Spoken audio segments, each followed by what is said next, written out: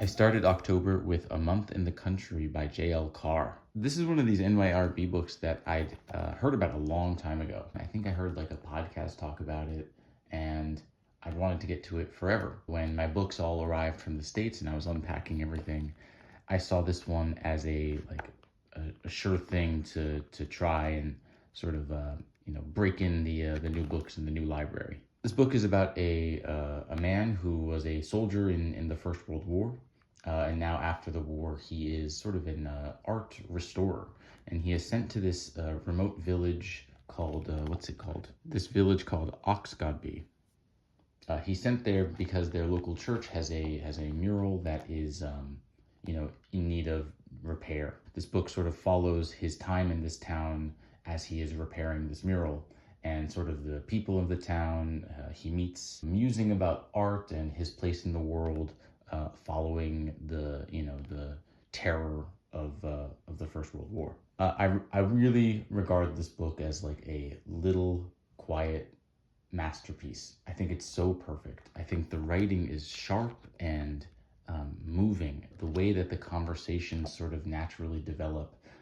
They're these very, kind and well-meaning people that come in and out of the life of Tom as he's in this town. They visit him while he's painting, and he sort of gets wrapped up in their village affairs. The way Carr is able to have these people, sort of inspire like deep and profound thoughts, and they get into some more heady conversations about art and beauty and love.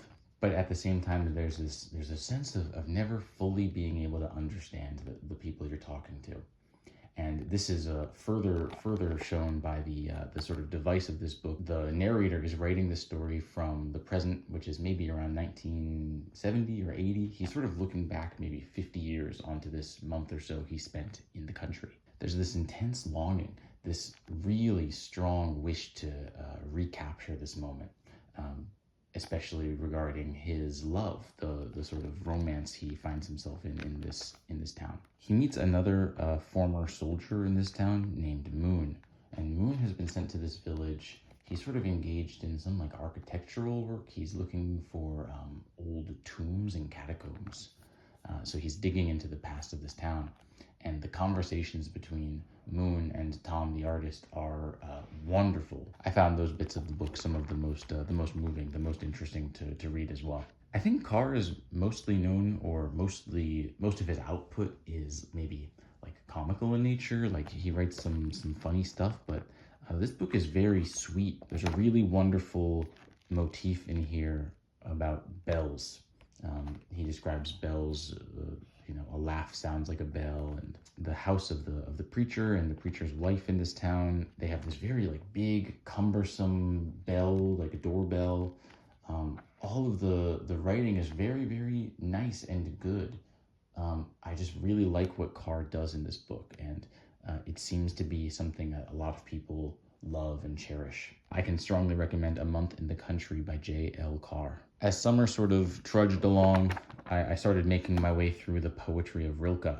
This one is translated and edited by Edward Snow, and it has all of his major poetry collections. It's got the Book of Hours, the Book of Images, New Poems, the Duino Elegies, Sonnets to Orpheus, and then a large collection of uncollected poems. I find that I really enjoy Rilke, but I've sort of been tiptoeing around actually diving into his poetry for years at this point. I think I started by reading this book, this Stories of God, and then I was able to pick up his writings on Rodin, and then I read Letters to a Young Poet. And so I've just been circling around and around, not quite having the guts to dive into the poems. But I found myself really enjoying these poems. And the early poems in particular were, I thought, quite accessible and moving in many cases. I realized as I was making my way through this book that my understanding of Rilke was sort of not clear. I didn't really have a clear understanding of him as a man or as a writer. And so I paired this reading with reading Rilke by William H. Gass. And I sort of used these two to balance each other out. This gave me a lot more support with some of the more difficult poetic concepts and things I have trouble wrapping my head around when I read really like high poetry. And I thought reading these together really worked. Gass is one of my favorite writers. I've read a lot of his stuff, his fiction and his nonfiction, and I think his nonfiction really shows this like beautiful, like instinct towards art and humanity. It's really admirable, I think, the way Gass writes about literature. He gets into a lot of like biographical information about Rilke, which is really useful, especially when it comes to the inspiration and truly the inspiration of the Duino elegies, which seems to have just emerged in Rilke's consciousness one day out of nowhere. And then he gets into a long chapter about translation and the difficulties of translating Rilke's German. Of course, translating poetry from any language is going to be difficult. The way poetry conveys feelings and the images, the representations of events and emotions and time, it's very layered.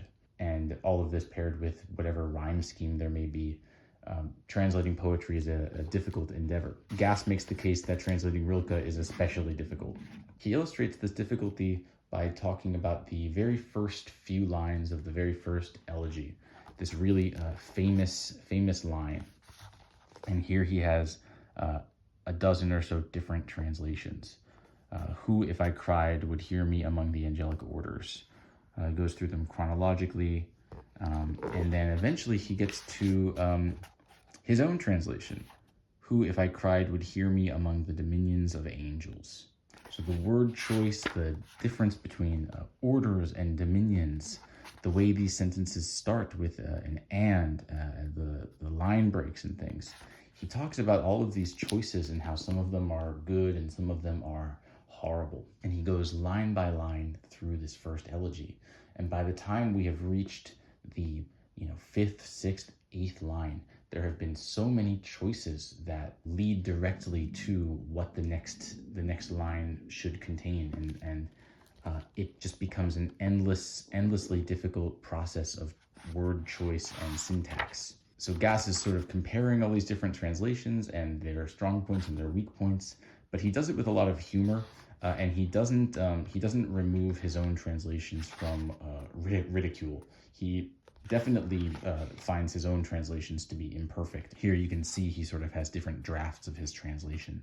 Although at the end of this book, we do get his full version of the Duino elegies. So I read this bit, and then I had a chance to revisit Snow's translation of the elegies, which Gass does not have any notes on in this book. Having this in mind and being so fresh in the ideas that Gass talks about here, I found Snow's translation to be really impressive. I still think the elegies are really dense and sort of difficult to understand. They're quite tough for me. And the same, I think, is true for the sonnets to Orpheus, which come directly after.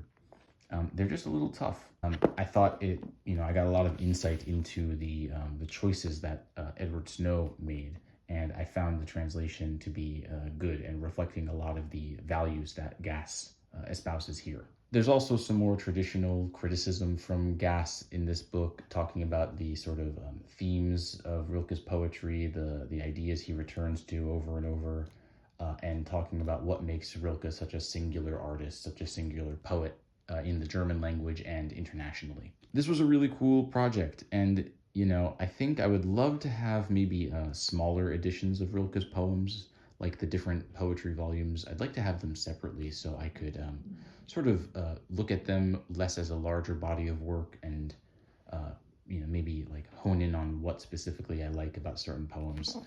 This is like a nice a reader's copy of everything he has. It's got the bilingual German and English. So this was a really great reading experience for me, and I think Rilke is someone it will take endless rereadings to fully comprehend. I've read the elegies at this point, I think 3 times, and I'm still like, I'm like 50-50 on if I even know what they're about, but they're beautiful. I read Lonesome Dove by Larry McMurtry. This was a buddy read of mine with a friend in the States. Lonesome Dove has this really like pristine reputation. I've been sort of interested in reading it for a long time. A lot of people love this book and have wonderful things to say about it. As I started the book, I found myself unfortunately unimpressed. I think the first part of this book is just really weak. I don't think the characters are particularly strong, and it takes about 300 pages for them to, really get things going. The way characters appear and are introduced is a little bit artificial. This feeling of things being artificial is sort of the ultimate hang up I have about this book. I really got the sense that McMurtry is kind of like a big kid playing with his cowboy dolls. People appear exactly where they ought to at exactly the right time, and he has this very strong, omniscient third-person narration where he switches between characters and their thoughts and feelings over and over and over again.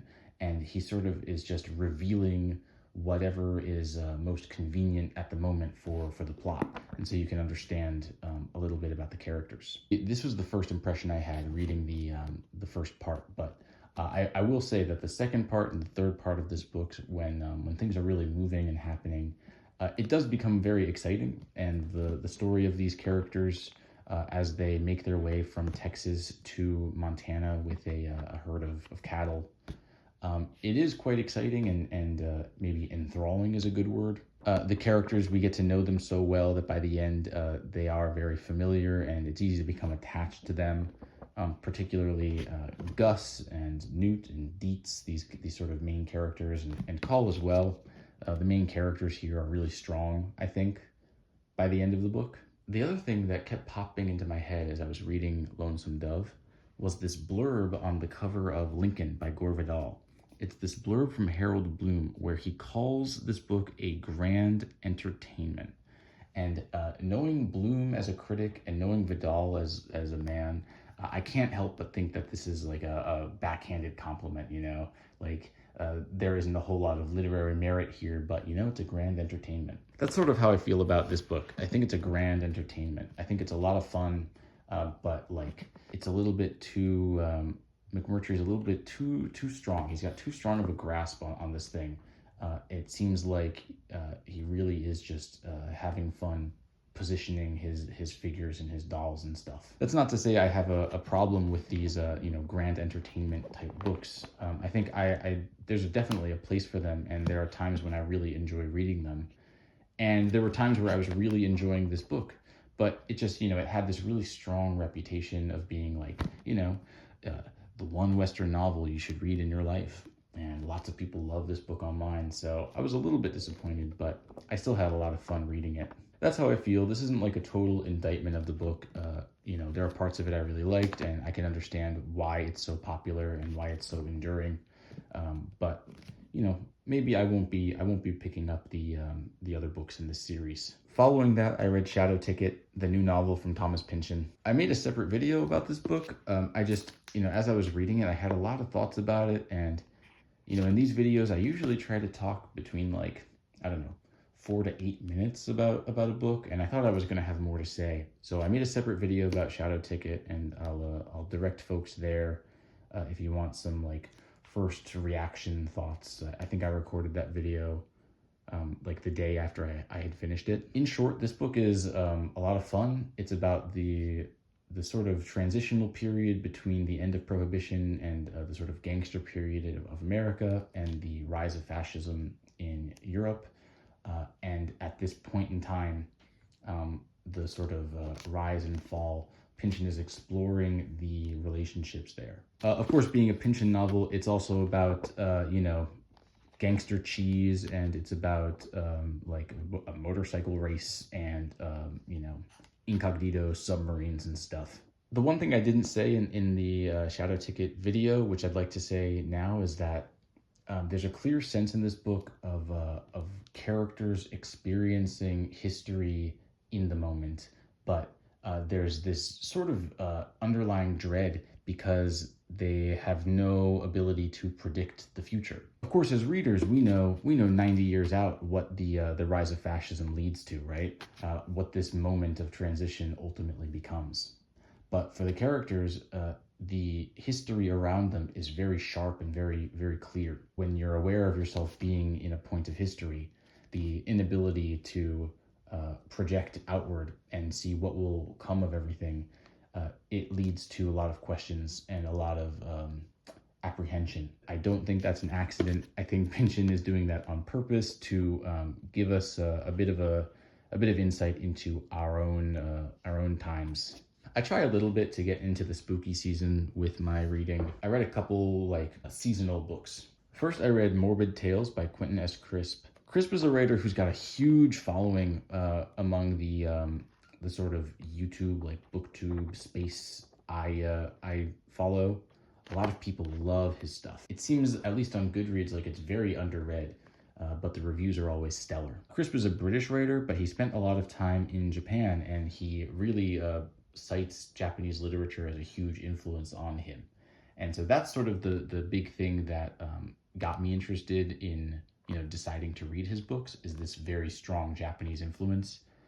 Specifically, I think Nagai Kafu is someone he cites as a big influence. These stories are not horror stories per se. They are weird and speculative stories, but they're ultimately not interested in shocking you. I think they're more interested in sort of exploring where the weird and the mundane meet, and how when these two meet, sort of perceptions of reality can alter and create really far out complications. The first story here, The Mermaid, is I think one of Crisp's most famous. It's also, I think, the longest one in this book. It's about a man who becomes obsessed with mermaids, and he moves to a remote village where mermaids are rumored to be spotted, and when he eventually sees one, it creates this really sort of gothic inspired relationship. Very cool story with a climax that is very trippy and strange, like body horror images and stuff. Very cool story, The Mermaid. Sort of the key to understanding Crisp, at least in this volume, comes at the beginning of the second story, Far Off Things. This paragraph, he says, childhood, legendary, love, all these things share one thing in common, a sense of misty, uncrossable distance. And he says these are like the three things that are the basis of like the best stories: childhood, legendary, and love. There is a really great story here, Cousin X, about these two cousins who have like a very sort of haunted childhood moment together, and we see what happens when they meet again years down the line. This story, The Lake, is about a lake in Japan that has a reputation for leading people to commit suicide. As this man investigates the lake, he becomes sort of a captive of this mystery, and he sort of descends deeper and deeper into a sort of madness. I really loved this story too, The Tattooist, about a tattoo artist who gets a client who seems to be this like human incarnation of an angel. Like he's this very pure being, and he gets this tattoo that sort of captivates the folks around them, and it leads to there's tragic consequences down the line. But for the tattoo artist, it's this contemplative thing that's very sort of difficult to grapple with. All of the stories here are really great. I was very impressed with this book. Crisp has this sort of elegant decadence to the way he writes, but it's very simple and easy to parse. The world he's depicting here is so like fragile and beautiful, and like it's haunted, but the threat of the world is it's this very tempting mystery. It's this thing that you want to dive into deeper. It's this sort of ever deepening of the world in a way that you really do want to just dive in and swim around and see what you can find. I loved these stories. I was so impressed that I immediately went online and I bought a couple more Crisp books. I'll be reading his books, I think, as quickly as I can, as often as I can get my hands on them. I really loved this one. After that, I read The Great God Pan by Arthur Machen. Machen's like one of the godfathers of this like weird fiction stuff. He was writing at the end of the 19th century and the early 20th century. There are 4 stories in this volume: The Great God Pan, Novel of the White Powder, The Red Hand, and The White People. The Great God Pan is a remarkable story. Truly like one of the most scary stories I've read. Like scary in this very like visceral, like apocalyptic sort of way. It unfolds like a mystery. It moves from character to character, and you get this sort of wider picture of the mystery as it continues. And I loved that. I thought the second story here, the Novel of the White Powder, it's about a man who ends up taking this medicine that has monstrous side effects, and I thought it was a little bit weaker, but there's some really great, like the climax of this story is very strong. There are some really spooky images at the end there. This story, The Red Hand, it gets into more like conspiracy style horror stuff. It reminded me like of a kind of like a Borges story. I really liked this story, but I can't say I loved the conclusion to it. And The White People is the story I had heard about maybe first. I was really interested in reading The White People. We get this prologue where these two people are discussing the nature of sin and what is true sin. And to the speaker here, there's this really great quote where he says that it's impossible to show someone true sin, for a scholar of sin to show you a sin would be like a paleontologist showing you a pterodactyl. It's this thing that the form does not exist any longer, but perhaps for sin, it's hiding in the earth, waiting to sort of emerge. And so this discussion of sin leads to a passing over of this green notebook. This green book was written by a young girl who's living in the countryside, and she talks about her experience encountering these beings she calls the White People. The story here is more or less a sort of cavalcade of like pagan rituals, like one after another. Seasonal events, like they're doing things with flowers and water depending upon the season to create these like effects on the universe, these sort of acts of magic in a way. You can see it's like one big block of text with only a couple breaks. I liked that story, but I was really impressed with the first one, The Great God Pan.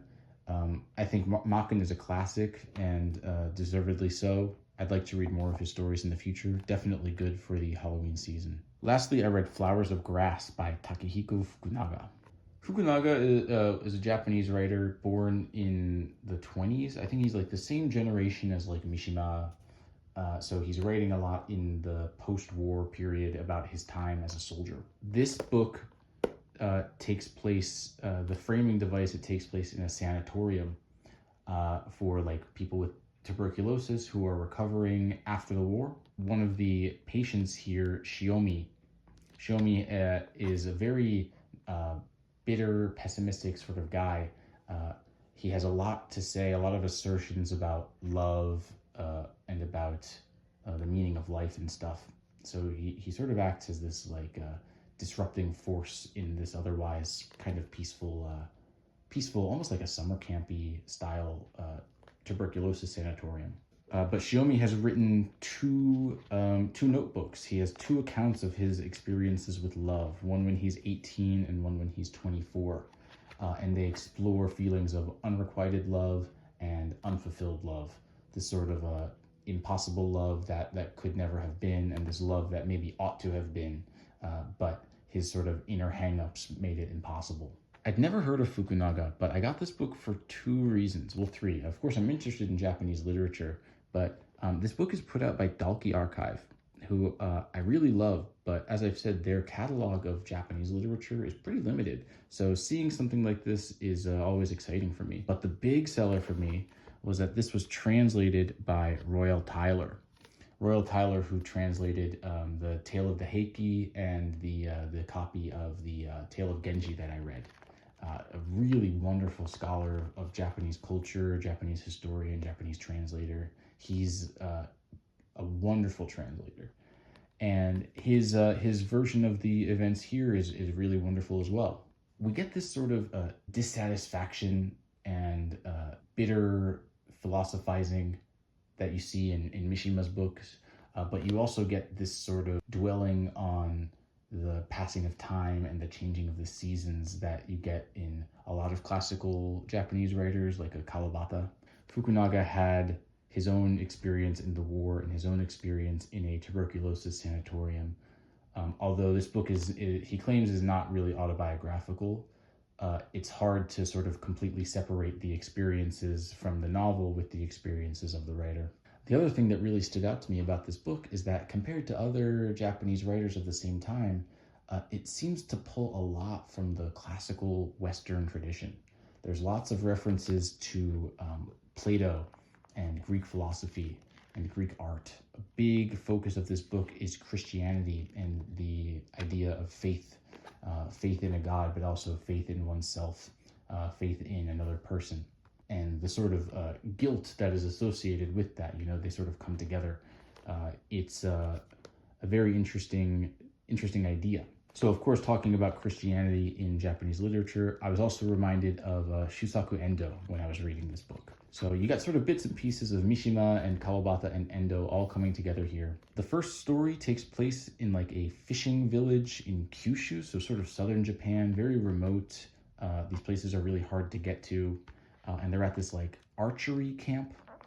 And then the second story takes place as he is awaiting his like draft notice for the war. He's sort of finished his college studies and he's preparing to become a writer, but the threat of war is it's imminent. And this book, for all of its ideas of philosophy and religion and love, these sort of ideas of the intellect, what I really liked about this book is he contrasts those ideas by putting these pivotal plot points centered around acts of nature. He really uses the environment of Japan as a way to counteract these sort of endless dwelling on philosophical concepts in a way that I really enjoyed. I really liked this book. I was really impressed. I don't think Fukunaga has much else translated into English, which is a shame. Although apparently he has also written a lot of crime novels under a pseudonym, so those could be interesting to find. And maybe I'll keep my eyes out for a Japanese copy in that case. But that's everything. I think that's 8 books I read in October. Thank you so much for watching.